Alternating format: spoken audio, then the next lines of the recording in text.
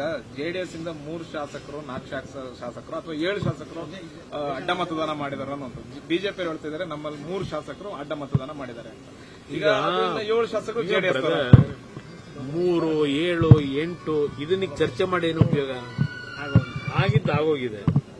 ಇದನ್ನ ಎಳ್ಕೊಂಡು ಹೋಗೋದು ಅನವಶ್ಯಕ ನನ್ನ ಅಭಿಪ್ರಾಯ. ಇದು ಬಹಳ ಬರೀ ಇದೊಂದು ದಿನದಲ್ಲಿ ನಡೆದಿದೆಯಾ? ಹಲವಾರು ರಾಜ್ಯಗಳಲ್ಲಿ ನಮ್ಮ ರಾಜ್ಯದಲ್ಲೂ ಸೇರ್ಕೊಂಡಾಗೆ ಇಂಥ ಸಂದರ್ಭಗಳಲ್ಲಿ ಚುನಾವಣೆಗಳು ಯಾವ ರೀತಿ ನಡೆದಿದೆ.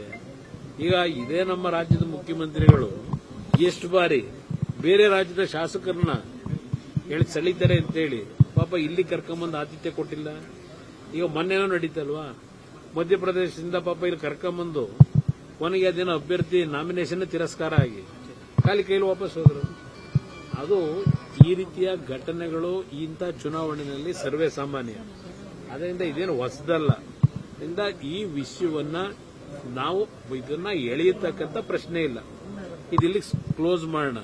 ಮುಂದೆ ಏನ್ ಮಾಡಬೇಕು ಅನ್ನೋದು ಯೋಚನೆ ಮಾಡಿ. ಸರ್, ಈಗ ಅಡ್ಡ ಮತದಾನ ಮಾಡಿರೋ ಶಾಸಕರು ಹೋಗೋದಾದ್ರೆ ಹೋಗ್ಲಿ ಅನ್ನುವಂತ ಬೇಸರವನ್ನು ನಾನು ನಿನ್ನೆ ಶಾಸಕರುಗಳಿಗೆ ಒಂದು ಮಾನಸಿಕವಾಗಿ ನೀವು ದೃಢವಾಗಿ ನಿಲ್ತಕ್ಕಂಥದ್ದಕ್ಕೆ ಜೆಡಿಎಸ್ನಲ್ಲಿದ್ರೆ ನಮಗೆ ಮುಂದಿನ ಭವಿಷ್ಯಕ್ಕೆ ತೊಂದರೆ ಅಂತಕ್ಕಂಥದ್ದು ಏನಾದ್ರೂ ನಿಮ್ಮ ಮನಸ್ಸಿನಲ್ಲಿದ್ರೆ ದಯವಿಟ್ಟು ನಾನು ನಿಮ್ಮ ಭವಿಷ್ಯಕ್ಕೆ ನಾನು ತೊಂದರೆ ಕೊಡಲ್ಲ. ಮುಂದಿನ ಭವಿಷ್ಯಕ್ಕೆ ಧೈರ್ಯವಾಗಿ ನನಗೆ ಹೇಳ್ಬಿಟ್ಟೆ ಹೋಗಿ ಅಂತ ಹೇಳಿದ್ರೆ, ಹೋಗೋದಿದ್ರೆ ಧೈರ್ಯವಾಗಿ ಹೋಗಿ. ಆದರೆ ಹಿಂದೊಂದು ಮುಂದೊಂದು ಮಾಡಬೇಡಿ ಅನ್ನೋದನ್ನ ನೇರವಾಗಿ ಹೇಳಿದೆ. ಹೋಗಿ ಅಂತ ಹೇಳಿಲ್ಲ. ನಮ್ಮ ಪಕ್ಷದಲ್ಲಿ ನಿಮ್ಮ ಮುಂದಿನ ರಾಜಕೀಯದ ಬೆಳವಣಿಗೆಲೆ ಭವಿಷ್ಯ ಇಲ್ಲ ಇಲ್ಲಿ ಅಂತಕ್ಕಂಥದ್ದು ನಿಮ್ಮ ಮನಸ್ಸಿನಲ್ಲಿದ್ರೆ ನನಗೆ ನೇರವಾಗಿ ಹೇಳಿ ಹೋಗ್ತಕ್ಕಂಥ ನಿರ್ಧಾರ ಮಾಡಿ ನಾನು ಸಂಪೂರ್ಣವಾಗಿ ಸಂತೋಷವಾಗಿ ಕಳಿಸ್ಕೊಳ್ಳಿಕ್ಕೆ ತಯಾರಾಗಿದ್ದೀನಿ ಅಂತ ಹೇಳಿದೆ. ಅದು ರೈತರುಗಳ ಹೋರಾಟ ಏನಿದೆ ಅದಕ್ಕೆ ನಮ್ಮ ಸಂಪೂರ್ಣವಾದ ಜವಾಬ್ದಾರಿ ಇದೆ. ನಾನು ಇನ್ನೊಂದು 2 ದಿನ ಕಳೆದಿದೆ. ಈ ಏನೋ ಮೊನ್ನೆ MLC ಚುನಾವಣೆ ವಿಷಯದಲ್ಲಿ ಈಗ ಜಾಸ್ತಿ ಅದೇ ಪ್ರಚಾರ ಇದೆ. ಅದು ನೀವು ಮುಗಿಸ್ಕೊಳ್ಳಿ, ನಿಮ್ಮನ್ನು ಕರೀತೀನಿ. ನಾನು ನನ್ನ ಕೂಸು ಅಂತ ಹೇಳಿದ್ದಾರೆ. ಇದು ಕುಮಾರಸ್ವಾಮಿಯವರ ಕನಸಿನ ಕೂಸು ಅಂತ ಹೇಳಿದ್ದಾರೆ. ಅದನ್ನ ನಾವು ನನಸು ಮಾಡ್ಲಿಕ್ಕೆ ಹೊರಟಿದ್ದೇವೆ ಅಂತ ಹೇಳಿದ್ದಾರೆ. ವಿಧಾನಸಭೆಯ ಕಲಾಪದಲ್ಲಿ 2007 ಜುಲೈ 30, 31 ಮತ್ತು 1ನೇ ತಾರೀಕು 3 ದಿನ ಏನೇನು ಚರ್ಚೆ ಆಗಿದೆ. 2007 ಅಲ್ಲ, ಒಂದು ನಿಮಿಷ ಇರು. 2000 ಇನ್ನೊಂದ್ಸಲ ಹೇಳ್ಬಿಡ್ತೀನಿ, ಕರಿತೀನಿ ನಿಮ್ನೆಲ್ಲ. 2007 ಜುಲೈ 30, 31, 1ನೇ ತಾರೀಕು ಈ 3 ದಿನ ಚರ್ಚೆ ನಡೀತು ವಿಧಾನಸಭೆ ಕಲಾಪದಲ್ಲಿ. ನಾನು ಅವತ್ತು ಮುಖ್ಯಮಂತ್ರಿ ಇದ್ದಾಗ ಇದೇ ಸಿದ್ದರಾಮಯ್ಯನವರು, ಮಲ್ಲಿಕಾರ್ಜುನ್ ಖರ್ಗೆ ಅವರು, ಇಲ್ಲಿಂದ ಶಿವಕುಮಾರ್ ಅವರು, ಅಲ್ಲಿಂದ ಧರ್ಮಸಿಂಗ್ ಅವರು, ಶ್ರೀರಾಮ್ ರೆಡ್ಡಿ ಅವರು, ಮಾಧುಸ್ವಾಮಿ ಅವರು, ಇವರು ಎಲ್ಲರೂ ಆ ಒಂದು ಸದನದ ಕಲಾಪದಲ್ಲಿ ಭಾಗಿಗಳಾಗಿ ಏನೇನು ಮಾತನಾಡಿದ್ದಾರೆ ಅದಕ್ಕೆ ನಾನೇನು ಉತ್ತರ ಕೊಟ್ಟಿದ್ದೇನೆ.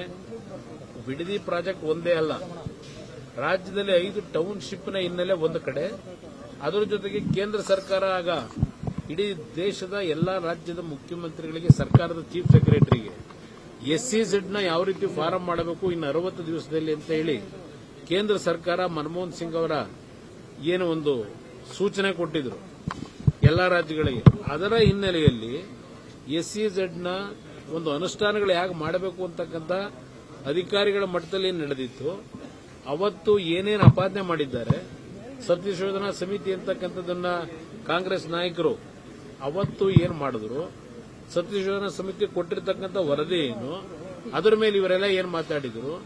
ನಾನು ಬಿಡದಿ ಪ್ರಾಜೆಕ್ಟಿನ ವಿಷಯದಲ್ಲಿ ಏನು ಹೇಳಿದ್ದೇನೆ, ವಿಧಾನಸಭೆಯ ಕಲಾಪದಲ್ಲಿ ದಾಖಲಾತಿ ಇದೆ. ನಾನು ಅವತ್ತೇನು ಹೇಳಿದ್ದೀನಿ ಅಂತ.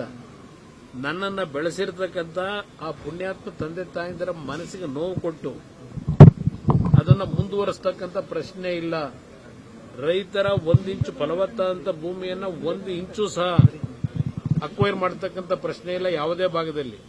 ಇದನ್ನ ವಿಧಾನಸಭೆ ಕಲಾಪದಲ್ಲೇ ಹೇಳಿದ್ದೇನೆ. ನಂತರದ ದಿನಗಳಲ್ಲಿ ಏನೇನಾಗಿದೆ ಪಾಪ ಈ ರಾಜ್ಯದ ಮುಖ್ಯಮಂತ್ರಿಗಳು ಮೊನ್ನೆ ಎಲ್ಲ ಮಾಧ್ಯಮಗಳು ಕೊಟ್ಟರು, ಡೇಟ್ ವೈಸ್ ಕೊಟ್ಟಿದ್ದಾರೆ. ಯಾವ್ಯಾವ ಡೇಟ್ ಅಲ್ಲಿ ಯಾವ ವರ್ಷದಲ್ಲಿ ಯಾರು ಮುಖ್ಯಮಂತ್ರಿ ಇದ್ದಾಗ ಈ ಬಿಡದಿ ಪ್ರಾಜೆಕ್ಟಿನ ಬಗ್ಗೆ ಏನೇನಾಗಿದೆ ಮೊನ್ನೆ ಒಂದು ದಾಖಲಾತಿ ರಿಲೀಸ್ ಮಾಡಿದ್ರಲ್ಲ. ಇದರ ಬಗ್ಗೆ ವಿವರವಾಗಿ ನಾಡಿದ್ದು ನಿಮ್ಮನ್ನೆಲ್ಲ ಕರೆದು ಸಂಪೂರ್ಣವಾಗಿ ವಿಧಾನಸಭೆ ಕಲಾಪದಲ್ಲಿ ನಡೆದಂತ ವಿಷಯಗಳನ್ನು ನಿಮಗೆ ಕೊಡ್ತೀನಿ.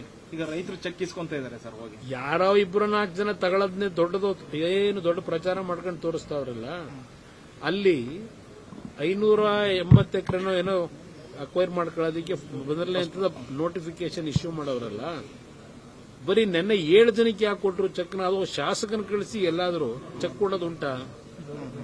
ಈ ತರ ಯಾವ್ದಾದ್ರು ಈ ತರ ಕೊಟ್ಟಿರ್ತಕ್ಕಂಥದ್ದು ಹಿಂದೆ ಭೂಸ್ವಾಧೀನ ಆದಾಗ ಶಾಸಕರುಗಳ ಅಧ್ಯಕ್ಷತೆಯಲ್ಲಿ ಅದೆಂತದೋ ದೊಡ್ಡ ಇದಿಟ್ಕೊಂಡು ಕೊಟ್ಟಿರೋದು. ಇವತ್ತು ಫೋಟೋ ನೋಡಿದೆ. ಶಾಸಕರುಗಳು ಚೆಕ್ ಕೊಡ್ತಕ್ಕಂಥ ಒಂದು ವ್ಯವಸ್ಥೆ ಹೊಸದಾಗಿ ಏನು ಶುರು ಮಾಡಿದಿರಿ? ಏನ್ ಶಾಸಕ ತಗೊಂಬಂದು ಮನೆಯಿಂದ ಕೊಡ್ತಾವ್ರ?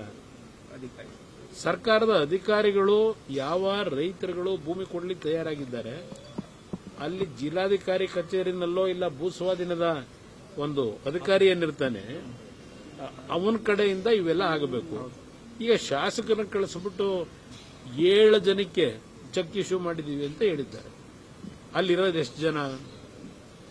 ಅಂದ್ರೆ ಟೆಂಪ್ಟ್ ಮಾಡೋದು ಹೇಗೆ ಅನ್ನೋದಕ್ಕೆ 2 ಕೋಟಿ 30 ಲಕ್ಷ. ಈಗ 2 ಕೋಟಿ 30 ಲಕ್ಷ ನಾನು ರೈತರಿಗೆ ಹೇಳೋದು, ಯಾರು ತಗೊಂಡಿದ್ದೀರಿ ಚೆಕ್ನ, ಕಾಂಗ್ರೆಸ್ನವ್ರು ಇರಲಿ ಯಾರೇ ಇರಲಿ, ಆ 2 ಕೋಟಿ 30 ಲಕ್ಷ ಚೆಕ್ ತಗೊಂಡ್ರೆ ನಿಮಗೆ ದುಡ್ಡು ಖರ್ಚು ಮಾಡಿದ್ರೆ ಬ್ಯಾಂಕಲ್ಲೇ ಇಡ್ತಾರೆ ಅಂತ ಇಟ್ಕೊಳ್ಳಿ.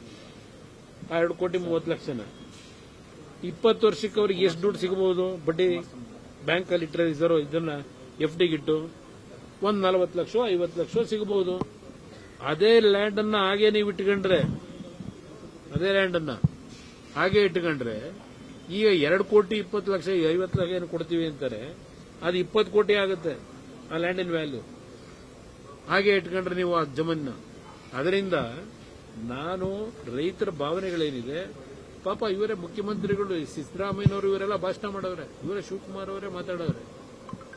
ಅವರ ಪಿತ್ರಾರ್ಜಿತ ಆಸ್ತಿಗಳು, ಅವರ ತಂದೆ ಮುತ್ತಾತಂದರು ಭೂಮಿ ಹೊತ್ತು ಆ ಭೂಮಿಯ ಬಗ್ಗೆ ಇರ್ತಕ್ಕಂಥ ವ್ಯಾಮೋಹ, ಇವತ್ತು ಅಂತ ಕುಟುಂಬಗಳನ್ನು ಹೊರಗಾಕೋದು ಎಲ್ಲಾದ್ರೂ ಉಂಟಾ ಭಾಷಣ? ಈಗ ಇವ್ರು ನೀವೇನಪ್ಪ ಮಾಡ್ತಾ ಇದ್ದೀರಿ? ನಿಮ್ಮೆಲ್ಲ ಏನೇನು ಮಾತಾಡಿದಿರಿ ಅದು ಈಗಲ್ಟೊಂದೊಂದ್ ಕಡೆ ಇರಲಿ.